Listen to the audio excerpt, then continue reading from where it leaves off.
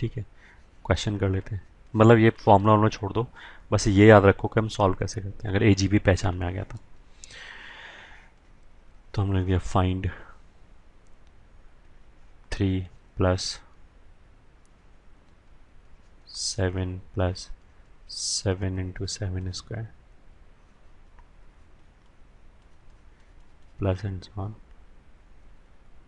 ये ठीक है, मान लिया 30 टर्म्स, ये क्वेश्चन है।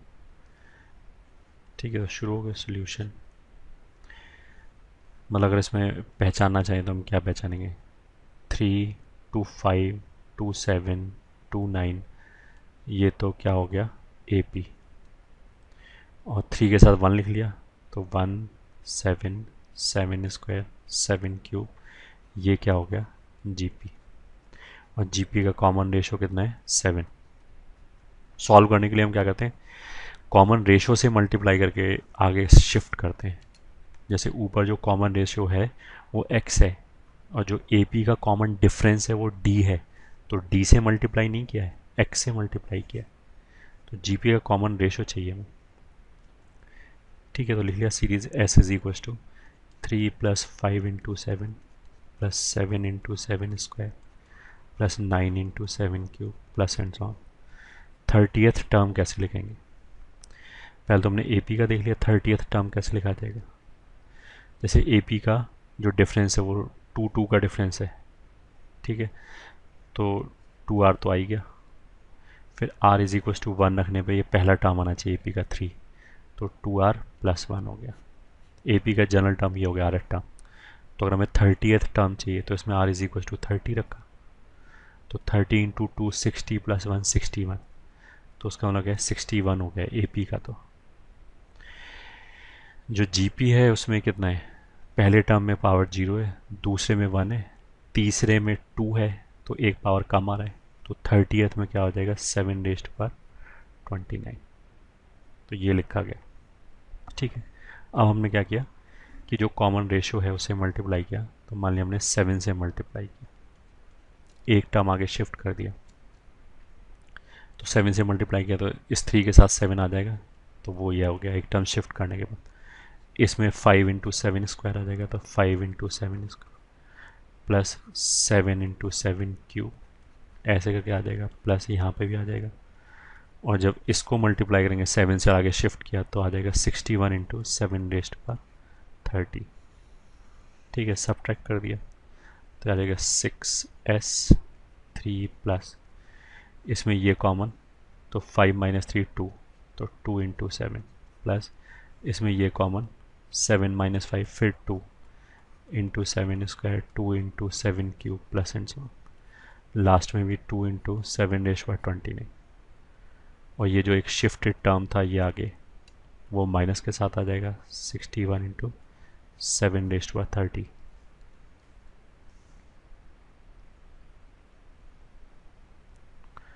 सेवन रेस्ट पर 30 लिखा हुआ है।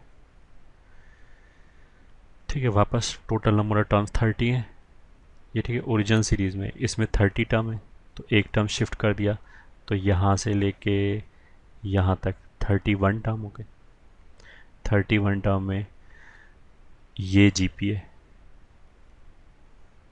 ये। ठीक है, इसके में कितने टर्म्स हो जाएंगे 29, क्योंकि एक पहले छूट गया और एक अगला छूट गया, तो ये 29 टर्म्स, ये -6 होगा सॉरी, तो -6 into s is equal to 3 plus a, वो ये हो गया। आर कितना है इसमें, वापस 7 है, 7 rest bar number of terms 7 minus, और लास्ट टर्म हो गया 61 इंटू 7 रेस्ट पर 30, ये हो गया। -6 को उधर ले गए तो एस इज इक्वल टू, इसकी वजह से आ जाएगा -12, ठीक है, यहाँ से भी 6 आ जाएगा, तो ये हो जाएगा 14 अपॉन 36, 7 रेस्ट पर 29 माइनस 1, इसकी वजह से हो जाएगा प्लस 61 अपॉन 6 इंटू 7 रेस्ट पर 30।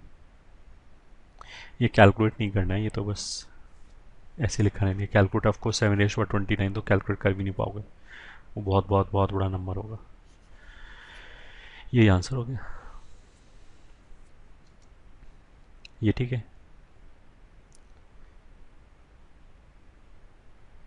ओके। अच्छा, अगर लॉजिक समझ में आए तो जो ये जैसे एजीपी जो है, ये ठीक है, उसका जो जनरल टर्म आएगा, जो जनरल टर्म आएगा उसमें एक एपी का टर्म आएगा, ये ठीक है, और एक जीपी का टर्म आएगा, ठीक है। एपी का जो टर्म होगा, जनरल टर्म मान लिया हमने, बोल दिया कि आरएथ टर्म जो आएगा, ये ठीक है। एपी का जो टर्म होगा वो आर का लीनियर एक्सप्रेशन होगा, मतलब वो तो alpha r plus beta type होगा। और जो जीपी होगा वो कुछ ऐसे होगा, ए इंटू, मतलब आर तो हमने यहाँ यूज़ कर लिया, तो कॉमन रेशो मान लिया के, कॉमन रेशो मान लिया के, तो K raise to power r minus one, इस टाइप का कोई टर्म आएगा, ये जीपी का टर्म, ठीक है।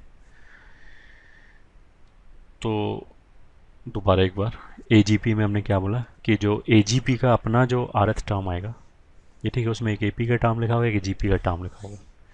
एपी का जो टर्म लिखा होगा वो तो आर का लीनियर एक्सप्रेशन होगा, और जीपी का टर्म जो आगे लिखा है उस टाइप का होगा, ठीक है। तो जब हमने एजीपी को कॉमन रेशो से मल्टीप्लाई किया और एक टर्म शिफ्ट किया, तो जो इससे पहले वाला टर्म था वो शिफ्ट होकर इधर आ गया। इससे पहले वाले टर्म में जो ये जीपी का कॉमन रेशो है उसकी पावर क्या होगी, एक कम होगी। यही तो हमने कर रहे हैं ना। फिर एक टर्म आगे शिफ्ट करके घटाया, जैसे यहाँ पे एक टर्म शिफ्ट करके घटाने से क्या हो गया, ये दोनों की पावर बराबर हो गई, फिर इन दोनों की पावर बराबर हो गई। इन दोनों की पावर बराबर होने की वजह से ही क्या हुआ कि कोफिशिएंट सब्ट्रैक्ट हो गए, और कोफिशिएंट्स क्या है, वो एपी वाले करस्पॉन्डिंग टर्म, इसलिए कोफिशिएंट सब्ट्रैक्ट होने की वजह से एक कांस्टेंट आ गया, ठीक है। बेसिकली हमने क्या बोला कि जो जैसे एपी का टर्म है और जो जीपी का टर्म है, उसमें एपी का टर्म तो कुछ alpha r plus beta type है, और जीपी का कोई एक यहाँ पे टर्म आ जाएगा कुछ भी, ठीक है। ये तो एस में ऐसे आ जाएगा। फिर हमने किया ना कि जो कॉमन रेशो है, मान लिया कि उसको ऐसे मल्टीप्लाई किया, एक टर्म शिफ्ट किया फिर घटाया, तो जब टर्म शिफ्ट किया तो इस बार यहाँ पे ऐसे आ जाएगा प्लस बीटा, और जीपी का वही टर्म आ जाएगा क्योंकि आर से मल्टीप्लाई करके शिफ्ट किया, तो ये टर्म तो कॉमन आ गया और ये दोनों सब्ट्रैक्ट हो गए। ये दोनों सब्ट्रैक्ट होने की वजह से अल्फ़ा बचेगा, विच इज़ ए कांस्टेंट। मैं तुम्हें लॉजिक समझाने की कोशिश कर रहा हूँ, अगर समझ में नहीं आए तो कोई बात नहीं, विदाउट समझे भी हम क्वेश्चन हमेशा ही सॉल्व कर सकते हैं।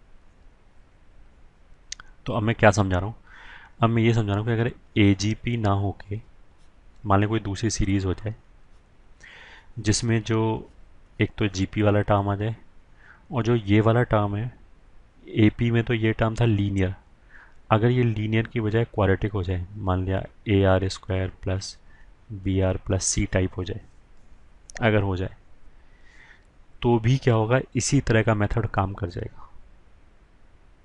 मतलब ये एजीपी नहीं है क्योंकि ये एपी नहीं है, एपी का टर्म नहीं है ये, बट फिर भी एजीपी टाइप सॉल्व हो जाएगा। अभी भी क्या करो कि ये जो सीरीज़ है अगर है तो इसमें भी जीपी के कॉमन रेशियो से मल्टीप्लाई करो, एक टर्म शिफ्ट करो, घटा दो। इस बार क्या होगा कि जब घटाओगे तब एजीपी आएगा, क्योंकि ये आर स्क्वायर का टर्म है। तो अगर हमने इस सीरीज़ को मल्टीप्लाई किया, कॉमन रेशियो से एक टर्म शिफ्ट किया, फिर घटाया, तो घटाने के बाद यहाँ पे लीनियर आर आ जाएगा, यहाँ पे जीपी का टर्म वैसे आ जाएगा। अब ये एजीपी बन गया। तो अब एजीपी को सॉल्व करने के लिए फिर क्या करेंगे, फिर आर से मल्टीप्लाई करो, एक टर्म शिफ्ट करो, घटा दिया, सही है। तो हम क्या समझाने की कोशिश कर रहे हैं कि एजीपी में तो जीपी के साथ वाले जो टर्म है ना वो एपी के टर्म है, they are linear expression of r, अगर हम जनरल टर्म की बात करें। फिर हमने समझाया कि अगर वो लीनियर एक्सप्रेशन ऑफ आर ना हो के क्वाड्रेटिक एक्सप्रेशन ऑफ आर हो जाए तो भी सेम प्रोसीजर से क्वेश्चन सॉल्व हो जाएगा, बस हमें सेम प्रोसीजर 2 बार लगाना पड़ेगा, ठीक है। तो